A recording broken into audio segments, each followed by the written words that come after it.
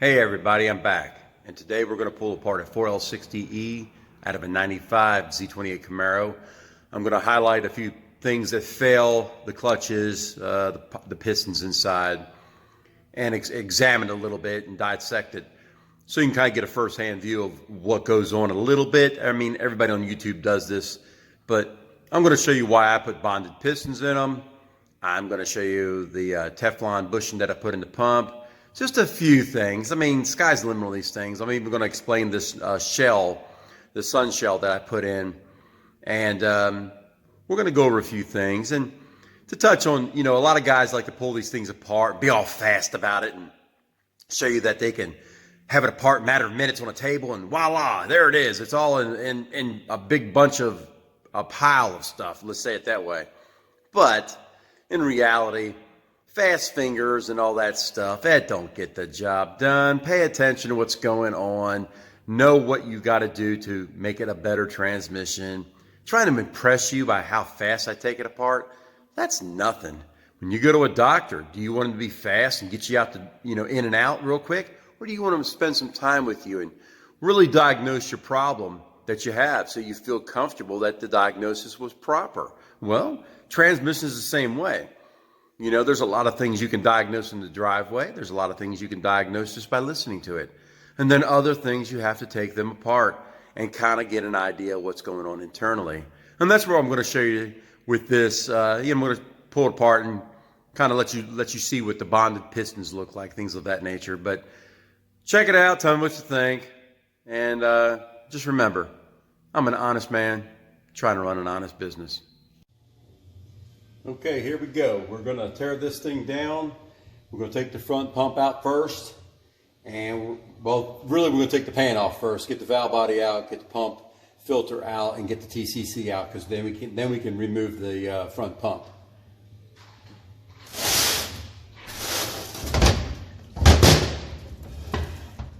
Oh, look at the black fluid. That's a clear sign that it's junk.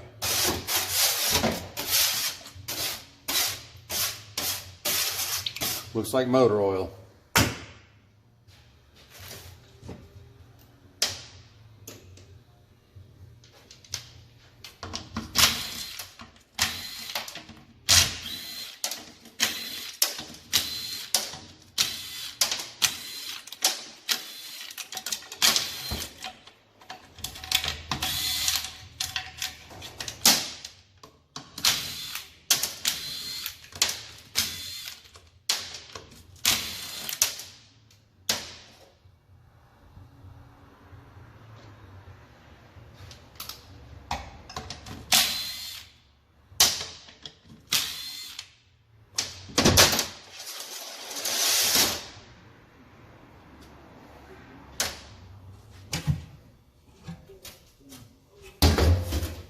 Ah, look at the pan. Nah, no good. All right. Pop the filter out. Oh, it's definitely, it's definitely in bad shape. Look at my fingers. All right. Let's zip out the TCC.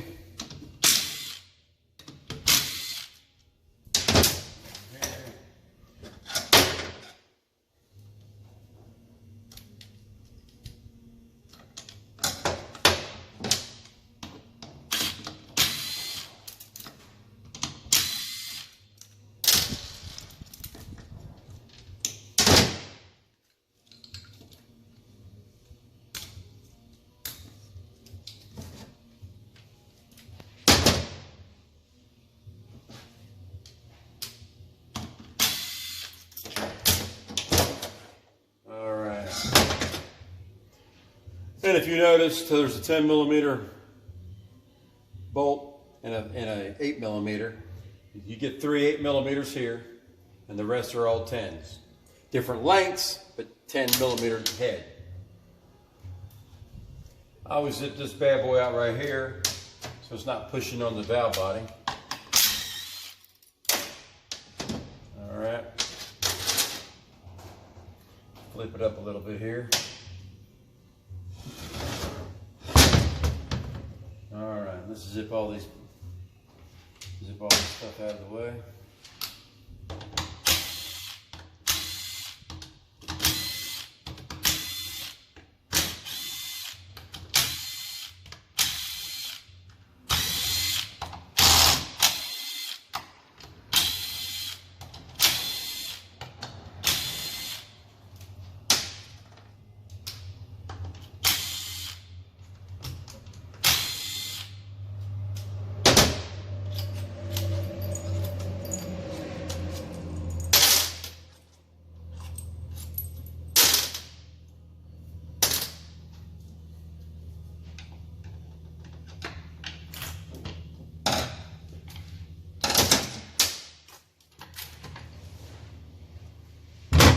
Set that there. We got some check balls.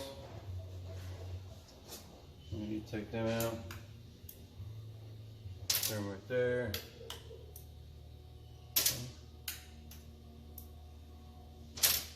Alright, okay. Let's take this bad boy here out. Cross over. We got the second gear. Second and fourth. Okay. And there went our other. There should be 7 check balls. Try and get that other one out of there. I'll put that in a minute. Alright. There's that. Alright. Come over here in a second.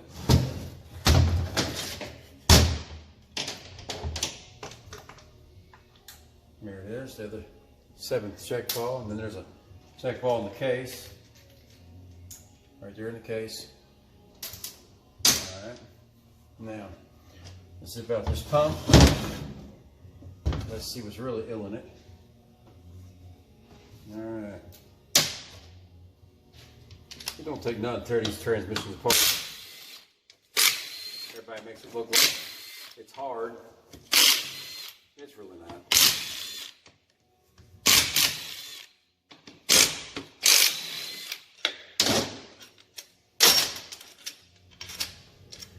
Of course, you can get behind it and push it out if you want. It's kind of not rocket science at this point.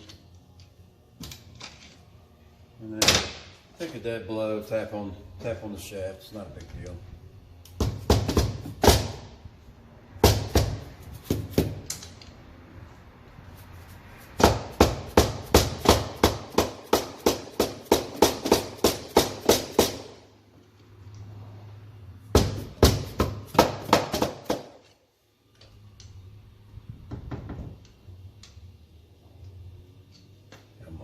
Pop out.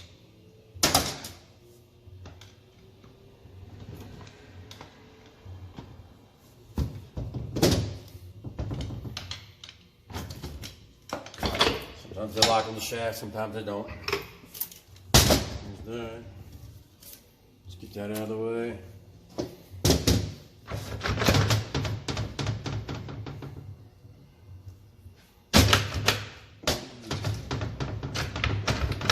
Sometimes the band anchor comes out without a problem, sometimes it locks into the case. It really just all depends on how long it's been in there for, I guess.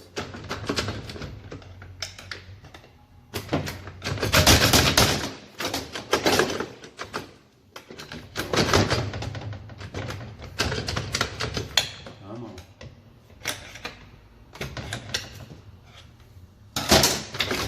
There it is.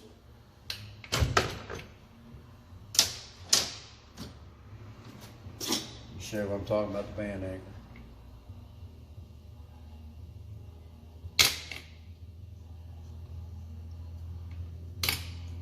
Sometimes they're kind of mean to get out.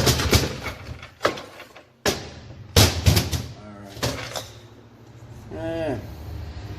Look at the pits in that thing. You can see them on the camera. They're pitted real bad. It's horrible. Shaft's been overheated. But this band anchor,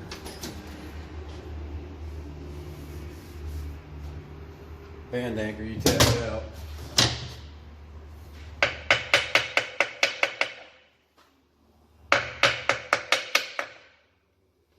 There it is. That's the band anchor in the case.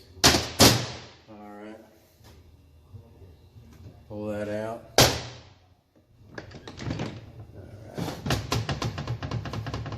But the real culprit's going to be down inside this drum right here. Low reverse in the case still. Planets are in the case. I'll pull them out in a minute. But let's pull this out. It looks like here.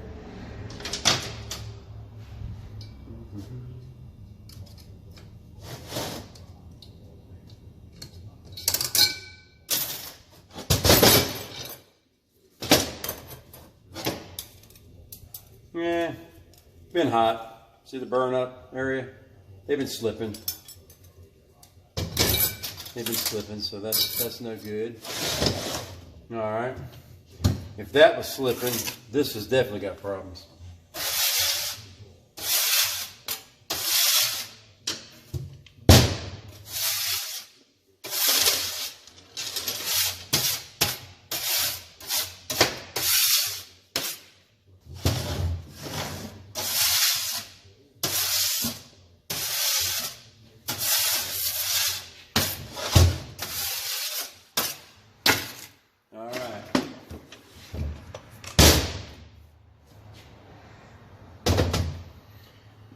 All right, bad boy's it's gonna be burnt, but it'll give you something to look at. 3/4 clutch.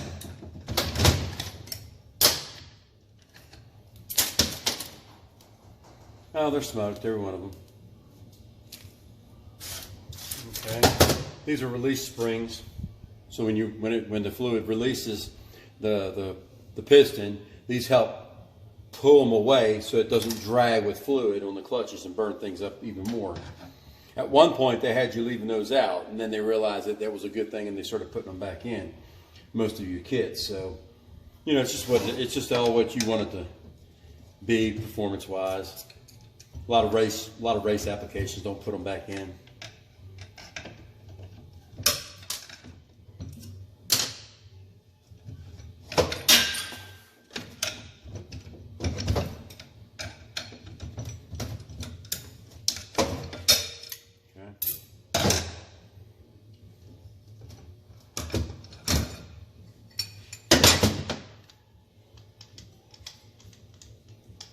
Sprag. Always want to check them. I replace them on 4-wheel drives for sure. Performance to get replaced. Try to replace them in all applications, but look at the clutches. They're all burnt up too. Then you got a set of overruns down here, a little further down. Overruns, pretty good shape actually. They get replaced no matter what. Most of your rebuild shops do not replace everything that's consumable, but a transmission is consumable. Never let them believe you. Never let them tell you it's not. Clutches wear. Think of it like this. A manual shift transmission, the clutch wears after so many cycles of heat, temperature, cycles of use, just everything, and how you use it.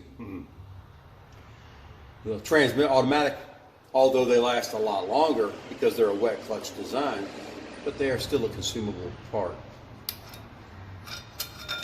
Now, hard parts, when you hear a transmission shop talk about the hard parts, they're talking about drums and planets and things of that nature that are not associated with wear as far as the consumable side of it. Everything has fatigue. Everything gets worn out, no matter what we talk about. You know, so you always have to look at it like from that perspective. All right. This does not have bonded pistons in it. I am going to convert it to a bonded piston setup. A lot of guys don't do it because it's extra cost, but it does add longevity to the transmission. So I like to upgrade them. It's more money. Of course, I don't make the money that half the shops do, but these pistons inside here, they have casting problems and they leak pressure. So I'll pull it apart and I'll show you.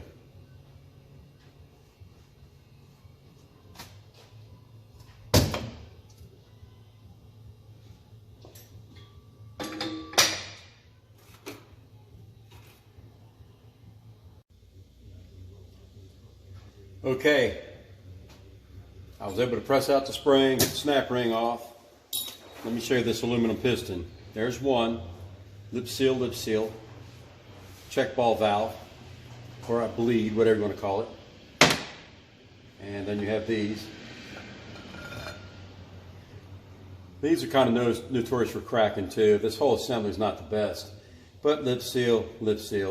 You can see the gunk built up right there on that lip seal. And you wonder why transmissions fail. Well, they fail because the clutch material builds up around the lip seals. And now all of a sudden, that piston cannot hold pressure and apply pressure to the clutches and allow them to engage. So when your clutches wear out, that's what happens, and it's really bad on like Honda transmissions because it cakes up so bad around the piston, it loses pressure at the lip seal. And as you can see, this verifies what I'm talking about. There's all kinds of gunk built up around the lip, all the way around, see? And if that gunk builds up all the way around, it doesn't have the ability to blow out and seal and make that piston move. So that's why they recommend doing services on transmission, so you remove a little bit of the material as you go and you keep the fluid clean. No one talks about that, but that's one of the pet peeves about transmissions that I have. Nobody understands the fact that you have to clean your fluid in order to keep that cake and gunk from building up. It happens on all of them. Now, this bad boy is sealed in here pretty good. Sometimes I can slam it down, it'll pop out, or just they can press there and blow it out, but we'll see. There, it came out one go round. Let me check my camera though.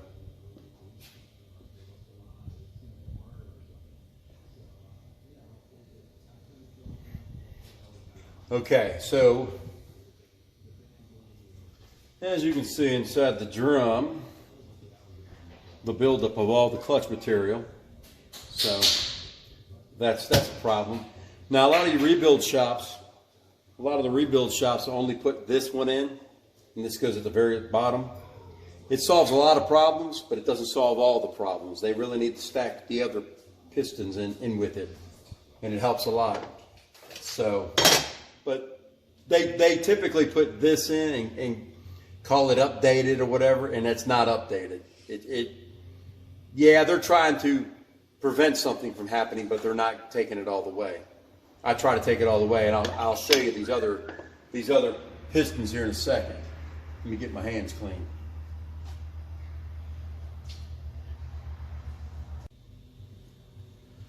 Okay, so as I promised, here is a set of bonded pistons. All right. As you can see, looks real familiar, huh? And imagine that's with this assembly here. But in this, you get that one. This one takes the place of this one. And these bonded pistons, everybody's going to them nowadays. The reason why, they go through all types of heat cycles, fluid, I mean, they withstand some crazy stuff. That's why everybody, and all manufacturers are going to them, or have been going to them for years. But this one here, it's a premium piston, bonded. And then, of course, this other one looks a lot familiar, doesn't it? Look at that. No more worried about aluminum cracking, failing, no more lip seals. You can replace the lip seals, but once you convert them over, it's so much easier to do these. These are so much more reliable. They don't deflect. I mean, there's a lot of good qualities about them. But when you change them out, in order to make it work, this one, as you can see, the spring, there's no cage at the bottom, so the springs will eventually, they would kick out. So you can't put them on there, they'll kick off the piston. As you can see on this one, there's nubs, or tits, or whatever you want to call them. Tips, nubs, anchors, whatever you want to call them. But it keeps the piston from moving, see? and allows the spring to stay mechanically attached to it.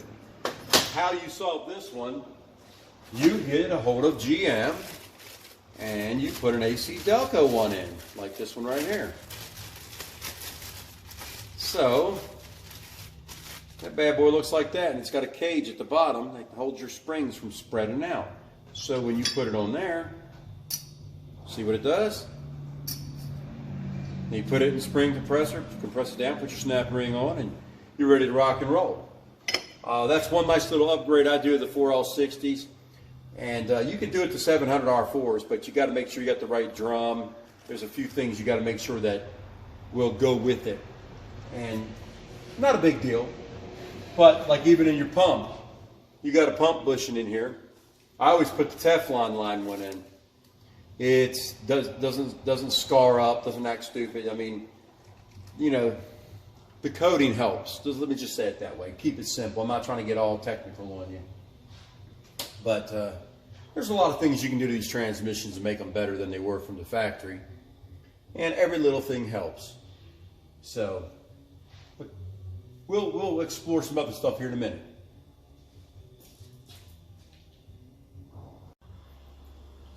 Okay, so we're going to go down and we're going to pull the snap ring off. All right. Set of planets. They've been hot. You can see the discolorment in the clutch buildup. Look at the clutch buildup.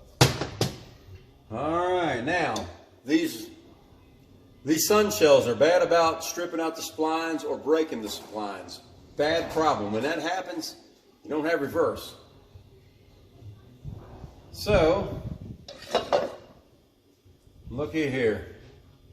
It's broke all the way around. Let me get the look out of here. I'll show you firsthand what this bad boy looks like.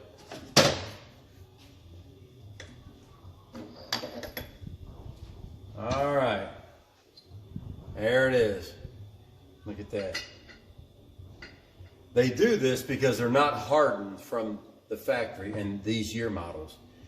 The later 4L65s got hardened planets or 5-pinion planets. They got hardened shells. I try to upgrade my shells with a hardened shell around the splines, and I'll show you the difference. I got it over here.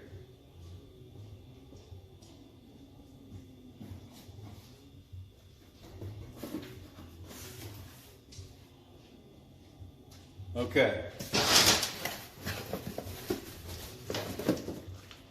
Here is the hardened shell.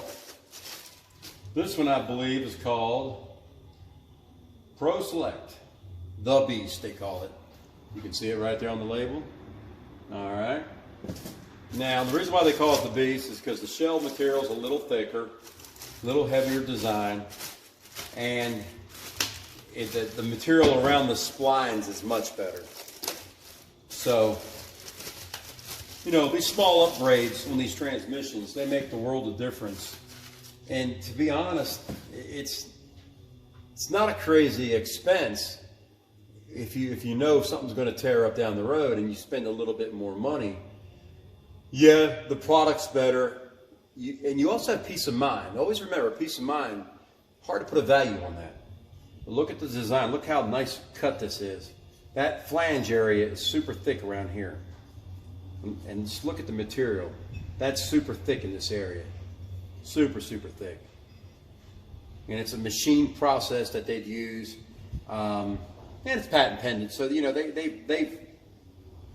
it's got a patent, so you know it works. But you should never have to replace this one.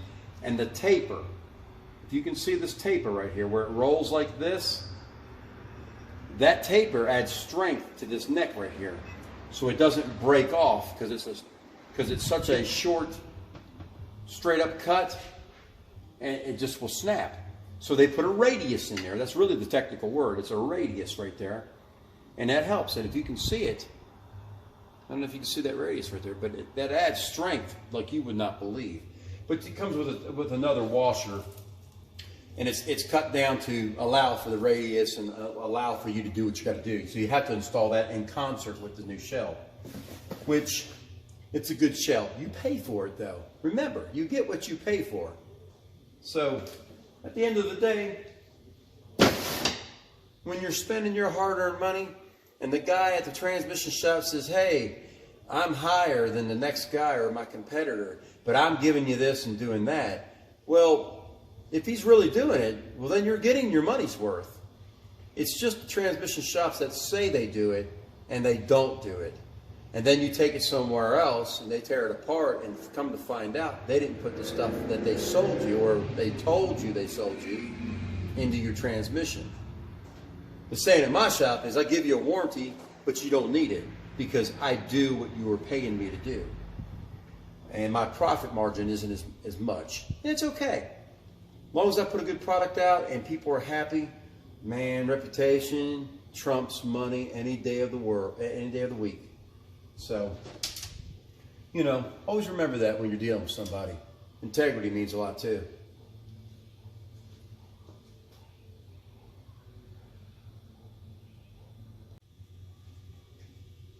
Okay, so what I'm trying to touch base on is a little bit of modifications to some of these 4L60s in the area of strength and reliability. You have to spend a little bit more money to get that, but once you do, you'll have a nice, good, firm, reliable shifting transmission. And this is just for some of the hard parts in it that some people overlook, or some people just don't care. They just put it back the way it was and it'll fail again. But these are some of the few upgrades I do in my shop on them. So maybe it might give you an idea to tell your next transmission guy, hey, what about converting it to bonded pistons? What about putting this better shell in? How much more is it going to cost me to put these better components in my transmission? And see what they say. See if the cost is that much higher than the base, whatever they say they're going to do. You know, because everybody does things differently. I can't say my way's the best way. I can't say their way's the best way. But my way works for me, and apparently their way works for them, and that's okay. But just to kind of give a heads up on what to look for on some of these transmissions on upgrades, we'll explore down the road in another segment of more common torn up parts, or maybe we'll do the valve body next. But until next time, I'm just an honest man trying to run an honest business. Thanks.